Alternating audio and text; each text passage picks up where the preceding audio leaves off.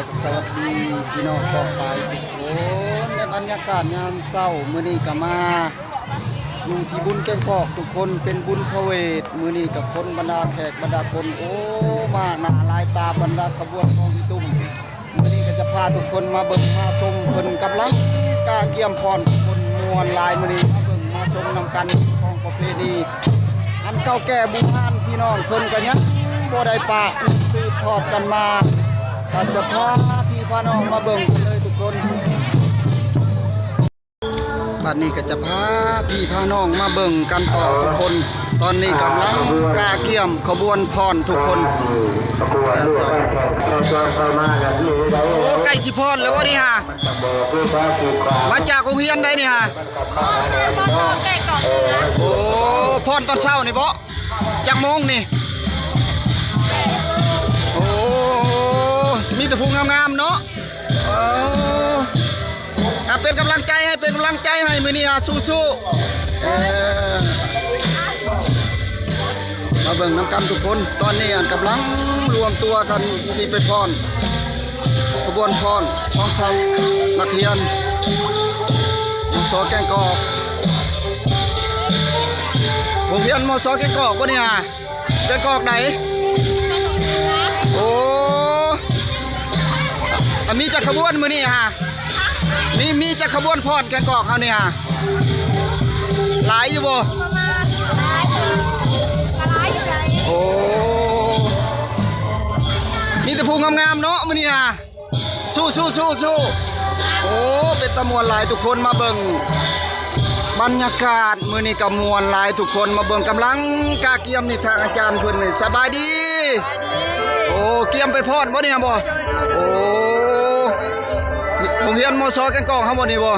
ต.แก้งกอกเลยโอ้มต.เนาะนี่เนาะโอ้สู้กำลังใจให้จังโมงก็อาจารย์เพิ่นเฮาก็8 โมงนั่นแหละ18 โมง8 โมงไปโอ้แต่เช้าเนาะขอบใจ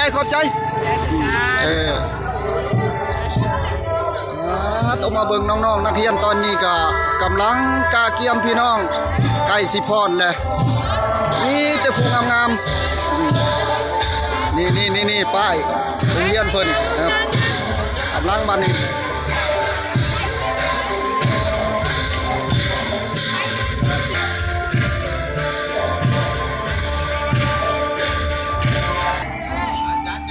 ตอนนี้ก็จะพาทุกคนมาเบิ่งขบวนพรกองอีตุ้มทุกคนว่าเพิ่นกำลังกาเกี่ยมในบรรยากาศยามเช้าๆ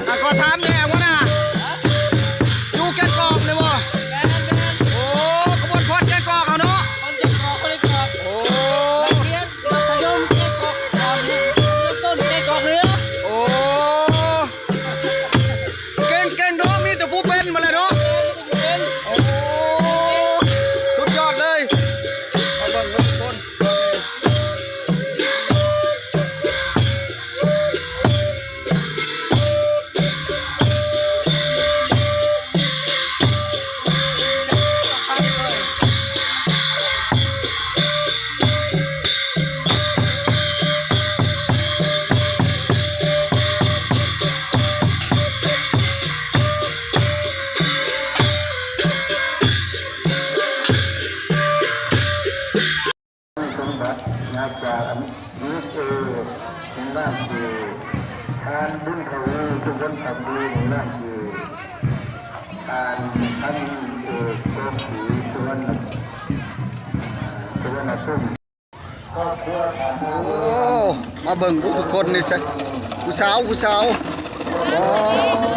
ตุ๊กแกเต่าทุกคนวันนี้ก็จะพามาชมทางนี้ทุกคนมาเบิ่งขบวนกาพรกองอีตุ่มกำลังกะเกียมตอนนี้ฮะมาเบิ่งเต่าใหญ่ทุกคนเต่าเนาะใหญ่คักกะลีทุกคนนี่เพิ่นสิได้แห่อ้อมวัดมื้อนี้บรรดาพี่ๆน้องๆขบวนพรก็กำลังหลั่งไหลเข้ามามื้อนี้ก็โอ้บรรยากาศคึกคืนไหลในบรรยากาศยามเช้าทุกคนมาเบิ่งก็ดีเพิ่นกำลังเป็นน้องนักเรียนเก่งหลายทุกคน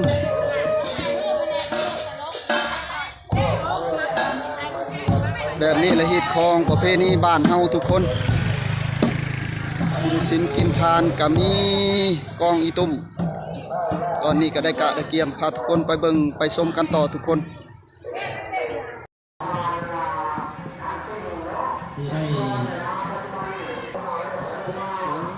งามหลายทุกคน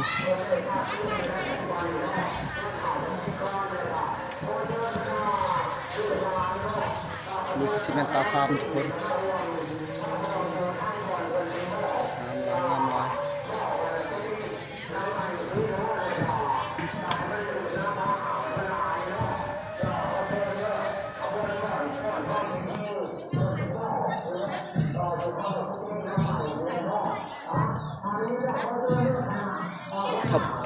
ขบวนพรบ่นี่บ่โอ้ใกล้แล้วบ่นี่ฮะจักโมงนี่กะเบิ่งฮะ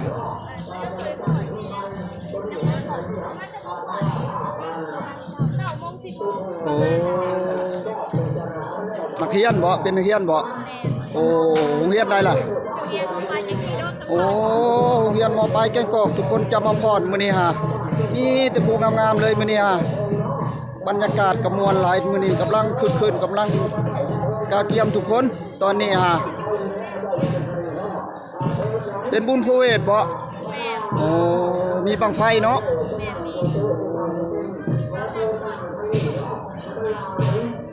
กำลังตอนนี้ฮะกำลังเอาเบิ่งบรรยากาศตอนนี้บรรดาแขกคนมาทำบุญทำทานทุกคน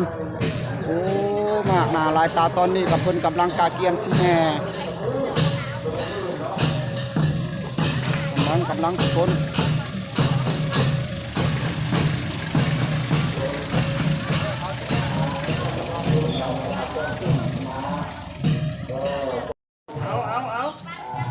กำลังนุ่งเสื้อนุ่งทรงตอนนี้ฮะโอ้ใส่ชุดดำเนาะตีข้องบ่ตีข้องเป่าแคนโอ้ตีข้องเป่าแคนโอ้มาเบิ่งกันทุกคนเพิ่นกำลังกาเกียมตอนนี้ฮะใส่ชุดดำนุ่งผ้าสโลงผ้ายังก็เขาเอิ้นนี่ผ้าสโลงบ่นี่ฮะผ้าไหม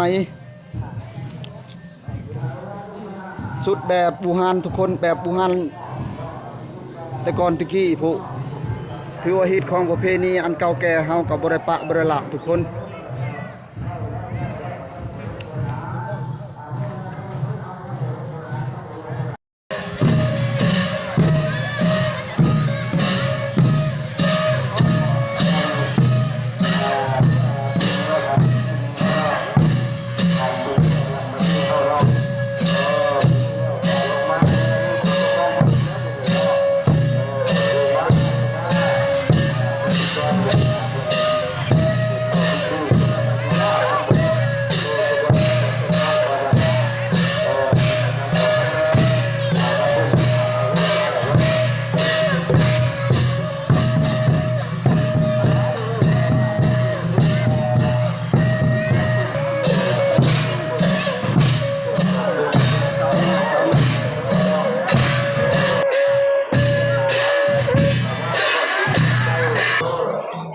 ตอนนี้กำลังกะเกียมทุกคนสิได้พรกันในบรรยากาศยามเช้าๆมื้อนี้ฮะ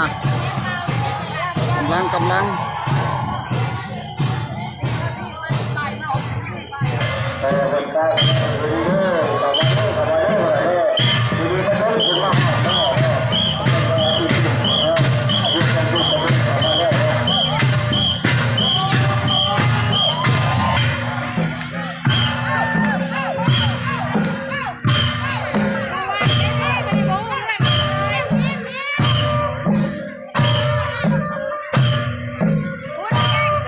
แม่นม่วนพี่น้องโอ้ม่วนครับ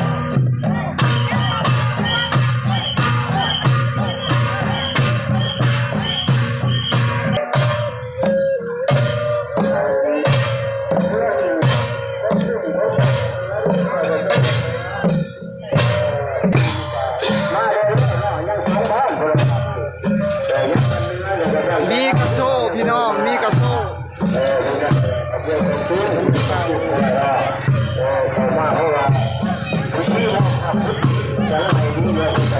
อ้ข้างหลายพี่น้องนี่ตัวแค่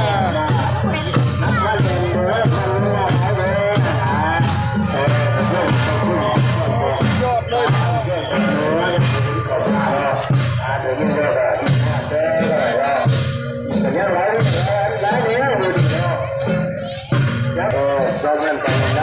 สร้างพี่น้องสร้างไปเองก็ได้พี่น้องเห็นแล้วบ่พี่น้องโอ้แต่เกิดมายังหากเห็นคือเดียวนี่พี่น้องโอ้ขาดหลาย